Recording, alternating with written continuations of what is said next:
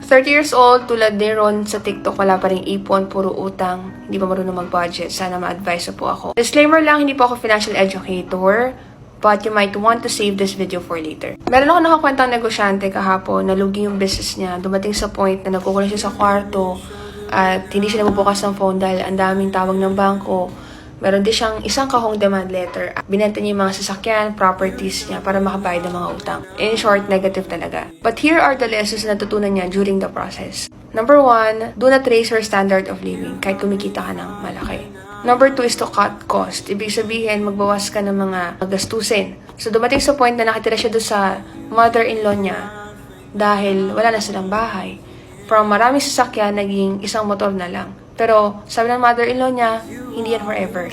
Temporary lang yan para makabuelo ka at makabayad ka ng mga utang. Number 3 is to add another source of income. So sa case silang mag-asawa, yung asawa niyang lalaki, nag-nurse, siya naman, kasama siya dito sa business na ginagawa ko. Kasi nga, profits are better than wages.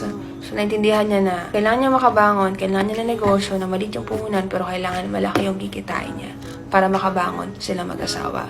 Number 5 is negotiate yung mga pinagkakautangan mo. Imbis na kasa mo yung utang, bakit hindi mo siya harapin? So, yung ginawa niya is, naging honest siya doon sa amount na kaya nilang bayaran at nag-meet sila halfway. Doon ko nga na-realize bakit yung mga mayaman, pag bumagsak, mayaman ulit after a few years.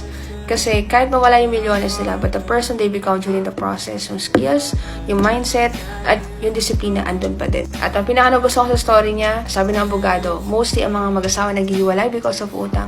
Pero silang dalawa, they stick together during the tough times. Apples, hopefully you learned something from my story and huwag natin iwasan yung problema, harapin natin siya at solusyonan natin.